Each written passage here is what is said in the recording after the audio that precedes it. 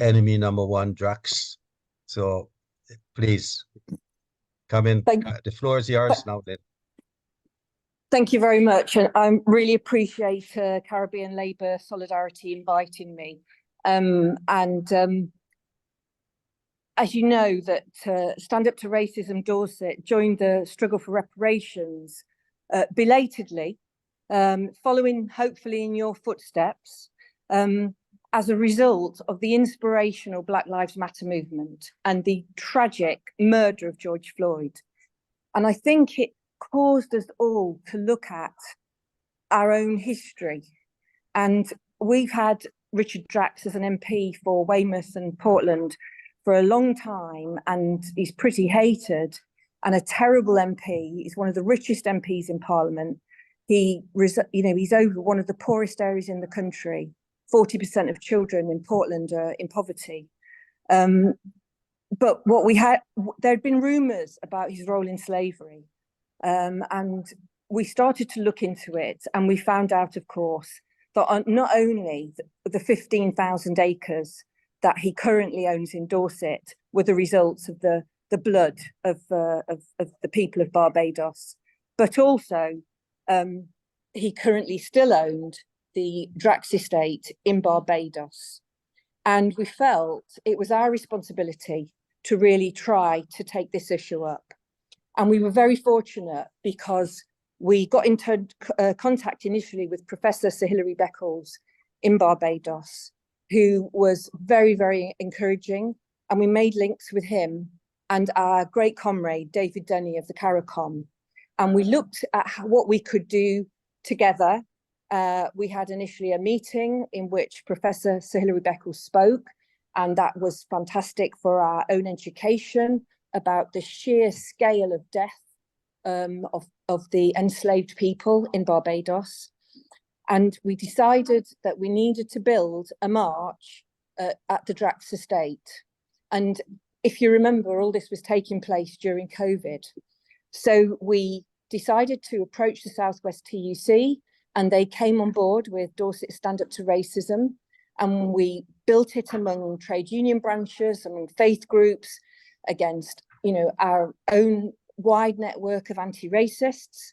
And we, Frances O'Grady, who was then the leader of the TUC, agreed that she would come down to Dorset and she would be part of leading that march. So we marched on the Drax Estate in July 2020, and we filmed and live streamed it over to our friends in the Caribbean. And Mr. Prescott, who is an MP in Barbados, a leading MP, he spoke, as did David Denny, and he was live streamed. And that became the main event of the Tolpuddle Festival, which I'm sure many of you have attended, and we would welcome you to come down and attend this year. So this, you need to go. Sorry, folks. We're in a PSC assembly, without which I'm sorry about that. So what happened next was that as a result of our action, David tells us that this inspired people in the Caribbean as well, and it gave them confidence.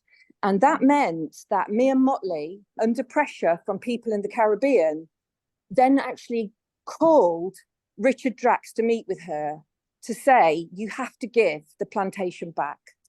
And David Denny then said he'd like to come on a speaking tour. So last February, we brought David over. We raised money from the trade unions in Dorset, and we were able to take David Denny on a speaking tour around the UK, including starting in Dorchester, but going around Bristol, Liverpool, Manchester, and London and Brighton, and addressing, anti-racist groups and labour movement groups and trade union groups. And that was I think that was a contribution to people starting to think concretely about what reparations could actually mean And I know this is part of, you know, a very, very important discussion, because when reparations takes place, we don't want it to go to the rich of a country. We want it to make a meaningful change to the lives of the people who've actually suffered. So obviously the most recent development was that Mia Motley was going to sell 50 acres of that estate to, she was going to buy it from Richard Drax for over £3 million, which is really adding insult to injury. It's absolutely beyond belief. And it's fantastic that people in Barbados and that the CARICOM and David and people led resistance to say Drax is not getting a penny. And obviously that has at least temporarily halted that sale. So we had a fantastic meeting online with over 40 people a couple of weeks ago from across the Caribbean and from organisations in the UK that are trying to take this issue up. And we decided to take various actions.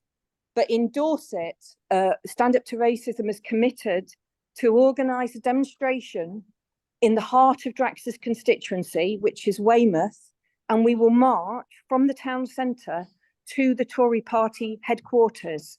So instead of going to the Drax estate, we will actually take it really to the people. And we are inviting Labour Caribbean Solidarity to join us.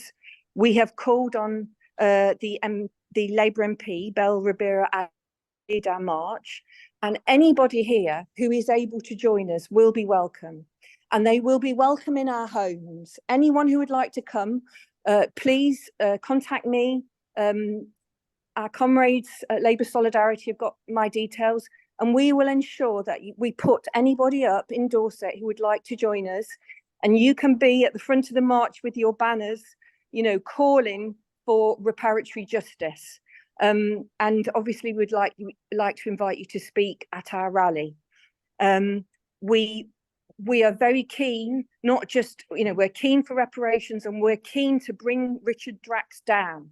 You know, this MP holds his surgeries at a former nuclear site, which is surrounded by barbed wire, in which you need a passport to get in, and there's no public transport.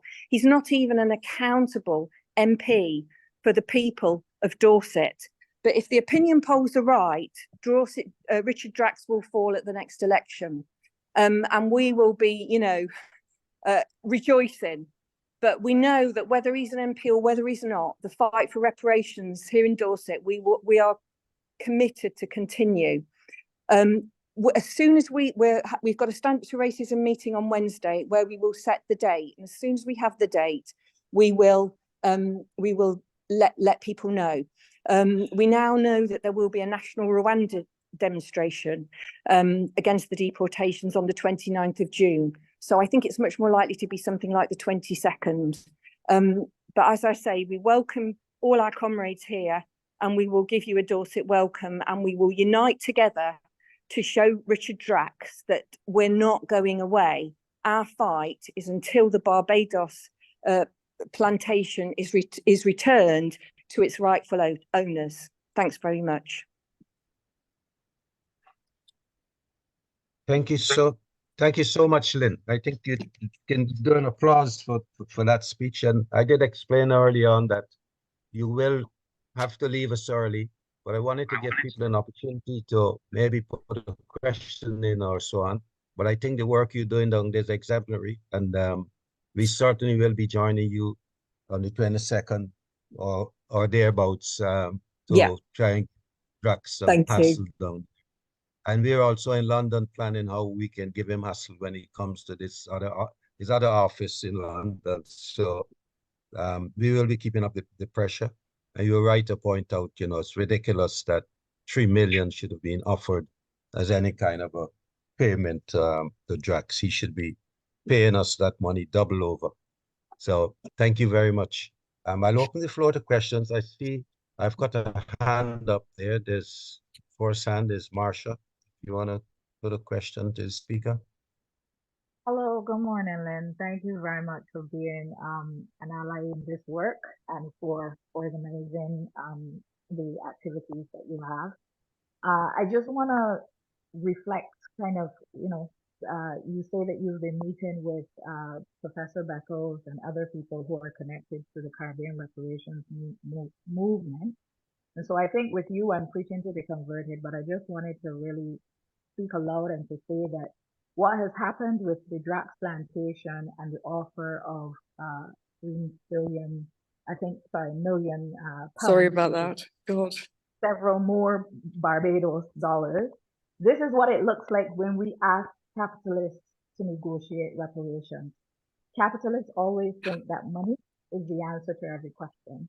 And I think it highlights an opportunity for us to think about non-monetary reparations and what that means and why it is important to the Caribbean. So even as we try to fight down what is happening now and Drax and the offer of this money, I think it also is a point where we ourselves in this movement, or they themselves, I'm not a reparationist, but I think we have to step back and ask for ourselves what we are fighting for, and whether money answers the question around which we are fighting, or if it needs to be more. Thank you very much. Okay, great. I'll take a few questions for you, Lynn, because I know you got to run quick. We got Stephen up. If you want to make a question as short as possible for Lynn. Good morning, Mr. Chair, and thanks for recognizing me. Good morning, everyone. Now, I am surprised that the Prime Minister of Barbados is actually suggesting to pay Britain instead of Britain paying us, right? Yeah. When reparations comes up, what I think of is $1 trillion down payment, and also that institutions should be built. Like, let's say Barbados, for example. Shouldn't we be asking for the infrastructure of the badly needed infrastructure in Barbados to be built, which includes not just the roads, but also hospitals, schools, and other things to develop the nation as a down payment, not to mention the billions that Barbados is supposed to get? Thank you. Okay, thanks. Lynn, you want to respond to any of those? You still with us? Oh, yeah, there you are. Yeah. Can you hear me, Luke? Because yes, yeah, very clear. Yeah.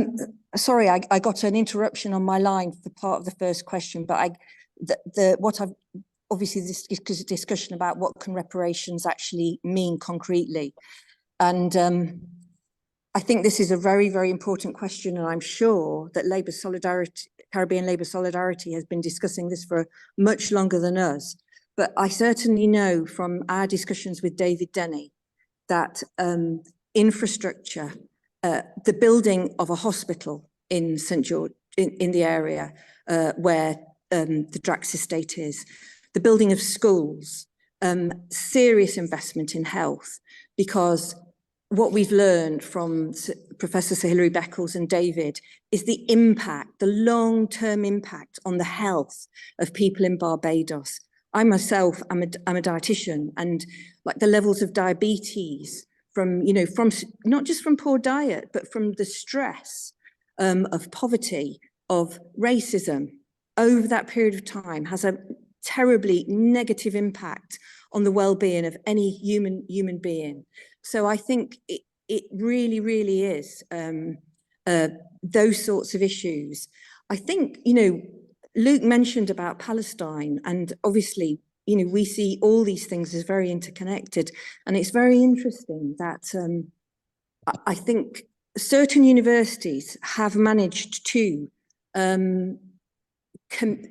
put aside significant amounts of money. I think Glasgow is one, for free places for students from the Caribbean to come to British universities.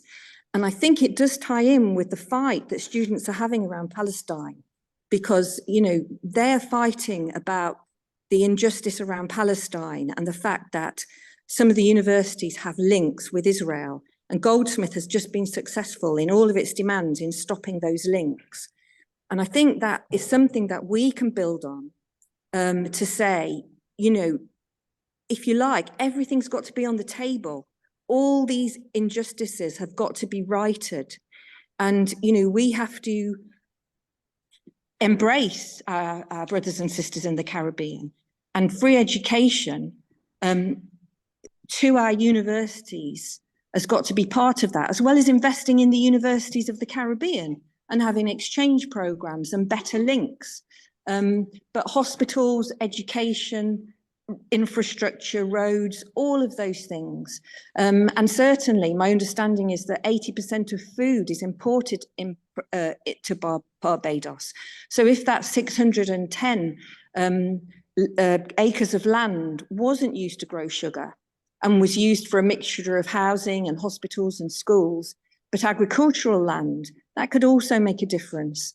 So I think, in a way, I think the importance of the Drax campaign is it's very concrete. It's very concrete.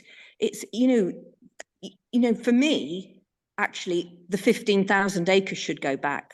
All of it should go back. It should be, you know, it should be sold, and that money should go to the people of Barbados. You know, for me, that's what should happen. He doesn't deserve anything, you know, not a penny in this country and not a penny in Barbados.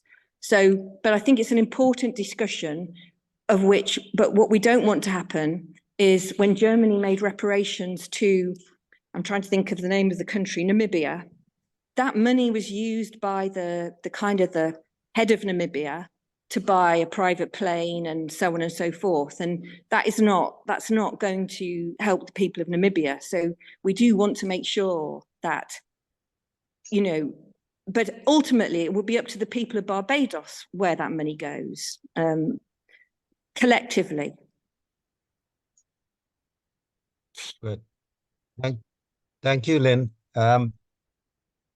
Shiga, thank you. No, I'm here. Yes, I think, yes, okay. I know you have to run off, so when you do, it's okay. We will have a recording from David Denny because he's not able to speak today because he's in Cuba. So we will play that recording shortly and continue this discussion for a short while more on reparations. I think what is attempted payment for Drax has exposed really is the need for grassroots organizations to be ready, agitating and pushing for radical solutions. And we need transparency and openness in all discussions that are happening around this, not closed discussions. We need to be at the table, and we need to know what is transparent. So yeah, and definitely we will see you down in Dorset. We will organize and we will be coming down to celebrate that. And I see some people have already put questions there about it. We're committing to come down, so that will be happening. I also wanted to acknowledge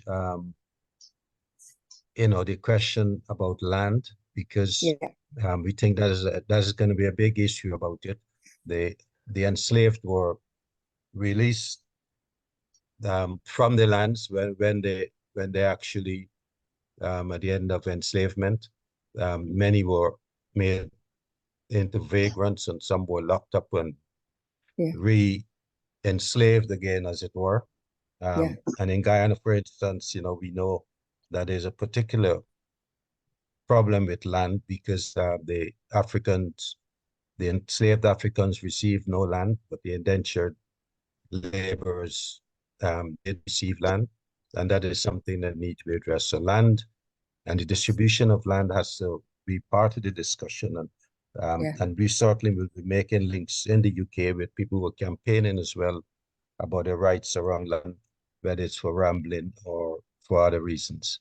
The enclosures was part of that problem really with capitalism and land, and so we will be addressing those. So thank you very much for that. We've got one more hand I'll take. Thank you very much, Luke. And I'm looking forward to seeing many of you in person in Weymouth, where we can continue our struggle together. Yes, and thanks once more for coming again. Thank you. Thank Lewis, you. you wanted to come in and give you a chance? Yeah, final point. I'm in London, and Lynn and her both grew up in Dorset. And obviously it takes multiple voices. So it's great to see that the team is extended as far as Dorset. I don't know if I know a Bajan that lives in Dorset, but it doesn't matter. The brotherhood and solidarity speaks volumes. So I don't know the last time I was up that way, but I'll be very interested in supporting in that regard to find out a little bit more about the event.